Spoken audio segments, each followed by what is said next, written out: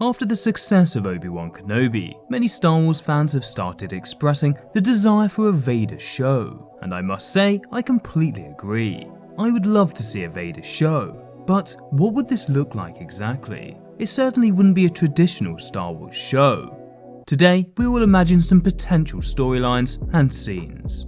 If you have any ideas for what you would put into a Vader show, then make sure to let me know down in the comments. Before we get into potential storylines, first things first. If Hayden doesn't return as Vader, I will most likely refuse to watch it.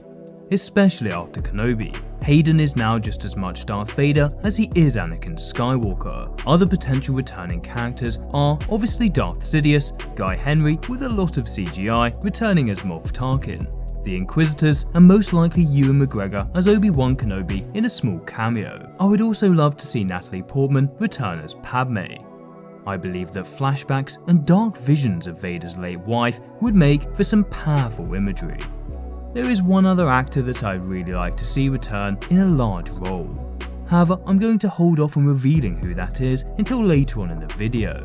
If you think you might know who I'm referring to, then let me know in the comments. Now we've covered the necessary cast, let's dive into the different potential plots that a potential Vader show would cover. The most likely path for Disney would consist of some sort of original story that incorporates homage towards the films, the Clone Wars and Rebels, similar to what they did with Obi Wan Kenobi, hunting down surviving Jedi, the origin and training of the Inquisitors, the construction of the Death Star, and the rumour of a growing rebellion. While I'm sure Disney could produce an entertaining show, I know, speaking for myself, that I would want more.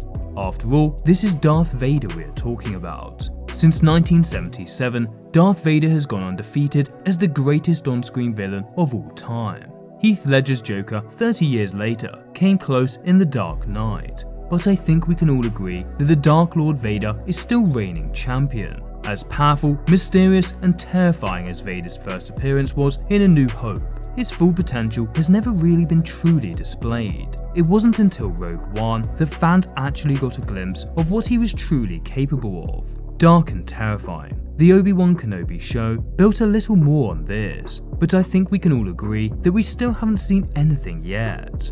The reason I make this point is due to my belief that if Disney were to stick to the old style, I fear so much potential would be wasted. I will admit, both the Kenobi show as well as the upcoming Andor show definitely have a little bit of a darker and heavier tone, and I think if Disney truly wants to do Vader justice, they need to double down on this. Darth Vader demands and deserves the darkest, most intense show fans have ever seen. Obviously, they wouldn't be able to make a mature rated show, but I think they should come as close to the line as humanly possible.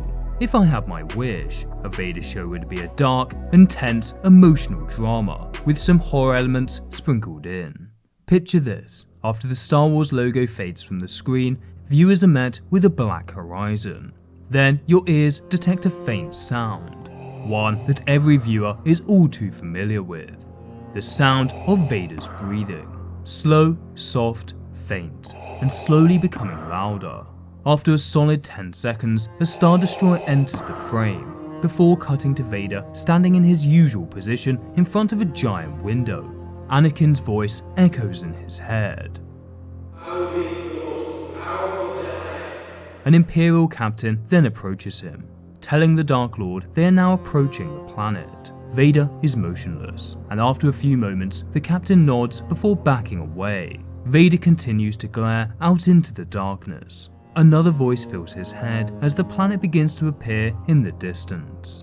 It seems in your anger, you killed her. The scene cuts to an Earth-like planet. Lush greenery can be seen. A beautifully crafted building can be seen off in the distance. After a few moments, a small cluster of Gungans can be seen walking towards the building. Suddenly, the sound of a spaceship can be heard. The Gungans look up towards the sky, revealing an Imperial shuttle approaching. It lands and Vader exits, trailed by a handful of 501st clones. As he approaches, a Gungan steps forward, telling the Dark Lord his name, Jar Jar Binks. Binks is then lifted into the air. As Vader continues walking towards the building, Jar Jar struggles more and more to breathe. The remaining Gungans attempt to flee, before finally freezing in place as the clones raise their blasters. Vader approaches the building, slowly walking up the stone steps. Vader then enters the building. Inside, a gold statue of Padme is waiting to meet him. It is now clear he is visiting Padme's tomb. He approaches the statue. He pauses before placing a hand on the casket. Simultaneously, Jar Jar's neck snaps and his lifeless body drops to the ground.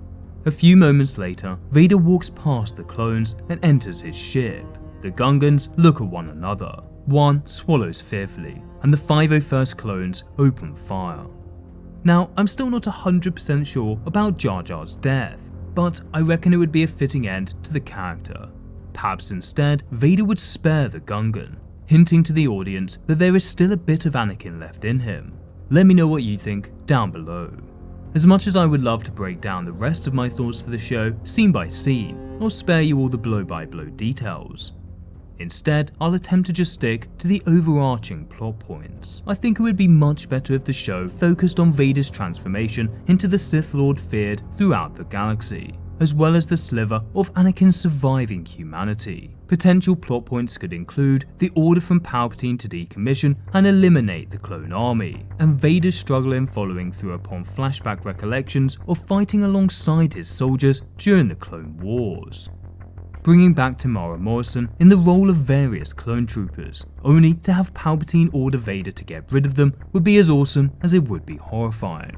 Another potential storyline could be the hunt for Obi Wan Kenobi, or if it is set later on in the timeline, the hunt for Luke Skywalker. One interesting plot point would be if the Inquisitors or a unit of stormtroopers hunted down a Jedi and thought it was Obi Wan Kenobi. They then inform Lord Vader, and he approaches the man, only to discover it is a different Jedi. In his rage, Vader kills all involved, from the Jedi to the stormtroopers to the mistaken Inquisitors. Other subplots that I would love to see in the Vader show would include the training of Darth Vader by Palpatine, perhaps intercut with flashbacks of Anakin's training with Obi Wan Kenobi. I would love to see more of the relationship between Palpatine and Vader. If anyone has read the Ghost Prison comic, I think something like that could be very interesting. For those of you who haven't read it, Palpatine is the victim of an assassination attempt. At one point in the comic, Vader stood over his weak and ailing master, but he does not kill him. Not because he physically couldn't, but because Palpatine is what gives him his purpose. Without his master, he is nothing. Other things that I believe would tie in quite nicely to Andor and Rebels would be the construction of the Death Star, and the politics behind it within the Imperial chain of command. I would also love to see Grand Admiral Tarkin's rise to power, including an answer to a question that has existed since A New Hope. How did Moff Tarkin get to a position where he was not only not scared of Vader, he was in a position to give Vader orders? Now obviously, there should be at least one subplot regarding Vader hunting down the surviving Jedi, as well as the origin of the Inquisitors. However, both of these, in my opinion, should be side plot. The show could cover just the short time after the Revenge of the Sith. However, I think it would be more interesting if it covered a much larger time span, jumping around in a similar manner to a TV show like True Detective. In conclusion, how would I end the series? Well, picture this.